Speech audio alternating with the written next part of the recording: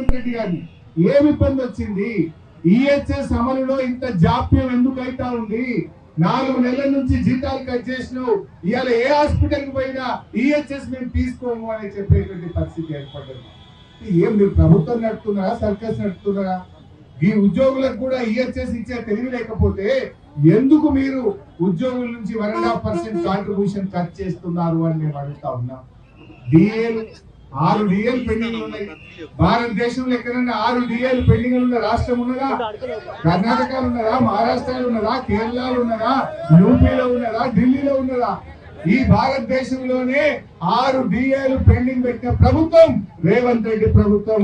సిగ్గుతో తలదించుకోవాలి. సేమ్ ఇలా నువ్వు 6 డిఏలు ఎందుకు పెండింగ్ లో పెట్టావని నేను అడుగుతా ఉన్నా. మా అంటే నువ్వు ఇచ్చింది ఒకటే డిఏ, ఆ ఒక్క డిఏ కూడా పెండింగ్ ఏరియాస్ ఇంతవరకు వస్తలేవు. ఆ డిఏ కూడా ఏరియాస్ నువ్వు జీపీఎఫ్ కలుపుతా, అన్నగలుపుతా, ఇళ్ళగలుపుతా అన్నావు, కానీ దాని ఏరియాస్ కూడా ఇంతవరకు వచ్చిన పరిస్థితి లేదు. మీరు కూడా చాలా ఓపికగా ఎదురు చూశారు, తొందర పనిలేదు.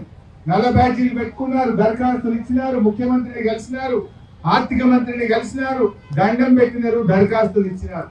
ఇంకా అన్ని చూసిన తర్వాతనే ఓపిక నశించి ఇలా రాష్ట్ర వ్యాప్తంగా కలెక్టరేట్ల ముందు ధర్నాకు దిగిన పరిస్థితి ఏర్పడ్డది.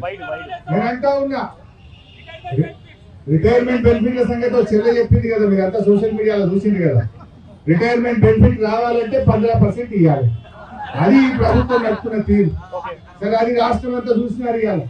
కానీ నేను బాధపడేది ఏంటంటే, ఇలా ఈ ప్రభుత్వానికి వెన్నుముక్క లాంటి వాళ్ళు ఉద్యోగులు, ఉపాధ్యాయులు, ఇవాళ వాళ్ళు బాగుంటేనే సంక్షేమ పథకాలు, ప్రభుత్వ పథకాలు ప్రజలకు మంచిగా అందేటువంటి అవకాశం ఉంటుంది. ఎందుకు పిఆర్సీ పెండింగ్ లో పెట్టావు? ఆనాడు కేసీఆర్ గారు 2 విడతల్లో 73% ఫిట్మెంట్ ఇచ్చిండ్రు. ఆనాడు కేసీఆర్ గారు ప్రభుత్వం 73% పిఆర్సీ ఇచ్చి కేసీఆర్ గారు ఉద్యోగులకు అండగా నిలబడ్డారు. ఆ రోజు తెలంగాణ ఉద్యమం సంబంధించిన ఇంక్రిమెంట్ కూడా ఆ రోజు కేసీఆర్ గారు అందించిన విషయం కూడా మీకు తెలియదు కాదు.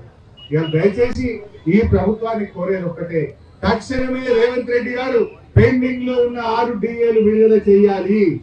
తక్షణమే ఉద్యోగులకు మెరుగైన పిఆర్సీని, గతంలో కేసీఆర్ గారు ఇచ్చిన దానికంటే మెరుగైన పిఆర్సీని ఇస్తామని మీరు మేనిఫెస్టోలో చెప్పిండ్రు.